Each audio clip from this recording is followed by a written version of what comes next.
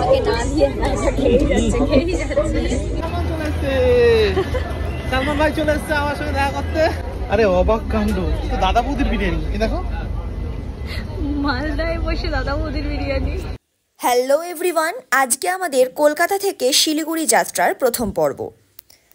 আমাদের ট্রেন ছিল কলকাতা স্টেশন থেকে হলদিবাড়ি এক্সপ্রেস।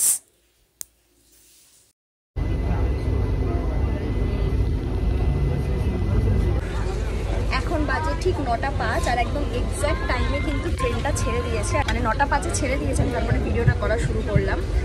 আর এসিটা এত করে চালিয়েছে যে মানে অ্যাকচুয়ালি খুলেছে, গেটটা কটায় খুললো 8:55 মতন, 10 মিনিট, মাত্র 10 মিনিট আগে 8:55-তে গেট খুলেছে। তারপরে বলে এসি চালু করেছে, এতগুলো লোক একসাথে ঢুকে গেছে, ভিতরটা একটা ভীষণই বন্ধ, বাজে একটা শরীর খারাপ লাগছে গরম। যাই হোক, ট্রেনটা কিন্তু এক্স্যাক্ট টাইমে ছেড়েছে। এবার দেখাবো যে শেষ পর্যন্ত টাইমে পৌঁছলো কিনা। হলদিবাড়ি এক্সপ্রেস হলেও একটা লোকাল ট্রেনের ভাইব কিন্তু ট্রেনের মধ্যে ছিল। আমরা ভুলবশত বাড়ি থেকে কোনো খাবার দাবার না নিয়ে যাওয়ায় আমাদের ট্রেন থেকেই চাউমিন কিনে নিয়ে খেতে হয়েছিল। টেস্ট কিন্তু ভালোই ছিল।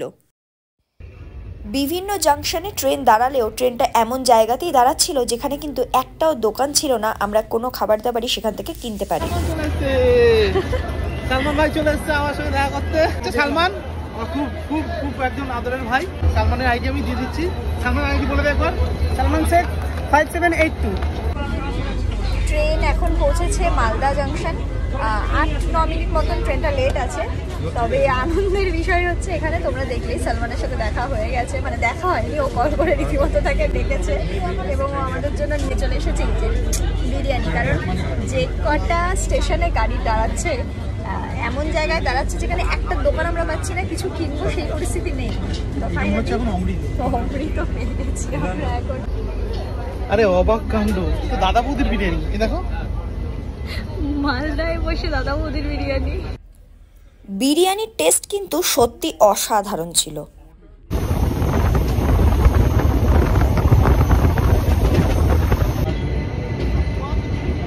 ফাইনালি চলে এসেছি এনজিপি, এবার নামবো। ট্রেন একদম এক্স্যাক্ট টাইমে পৌঁছালো, ঠিক বাজে 6:45 ট্রেন কিন্তু ঢুকছে এনজিপি স্টেশনে। চলে এসছি কোথায়? শিলিগুড়ি। না এনজিপি এসছি, নেমেছি, এবার এখান থেকে শিলিগুড়ি যাবো। স্টেশনের বাইরেই কিন্তু আমাদের জন্য গাড়ি অপেক্ষা করছিল এবং আমরা গাড়িতে করে পৌঁছে যাই শিলিগুড়ি বিধান মার্কেট। তবে এনজিপি স্টেশনের বাইরেটা অনেকটাই কিন্তু আগের থেকে পরিবর্তন হয়েছে, পার্কিং জোনও অনেকটা চেঞ্জ হয়েছে। আজকে শিলিগুড়িতে আমাদের হোটেল বিধান ভ্যালি। তো আজকে আমরা যে মানে আগামীকাল যে জাজমেন্টের জন্য এসেছি, সেখান থেকে এই হোটেলের ব্যবস্থা করা হয়েছে। তো চলো দেখা যাক কি আছে। জুন মাসের 1 তারিখে ছিল শিলিগুড়িতে আমাদের একটা জাজমেন্টের কাজ এবং সেই কারণেই আমাদের শিলিগুড়িতে যাওয়া।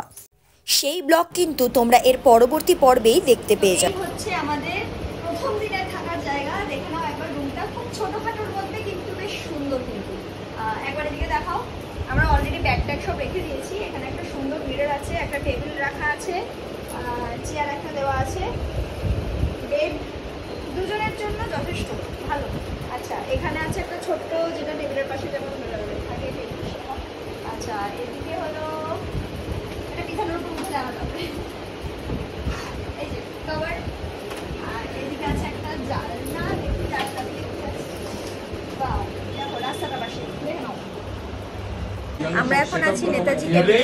এখানকার চা আর বাটার টোস্ট কিন্তু খুব ফেমাস, অনেক পুরনো এটা। তো আমরা সবাই এখানে আছি।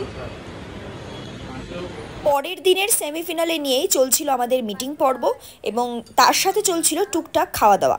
এরপরে কিন্তু আমরা ওখান থেকে বেরিয়ে আরেকটা রেস্টুরেন্টে যাই এবং সেখান থেকে ডিনার করে চলে যাই রুমে। এবং আজকের মতন কিন্তু এই ব্লগ এখানেই শেষ। পরবর্তী পর্বে আবারও দেখা হচ্ছে নতুন ব্লগের সাথে।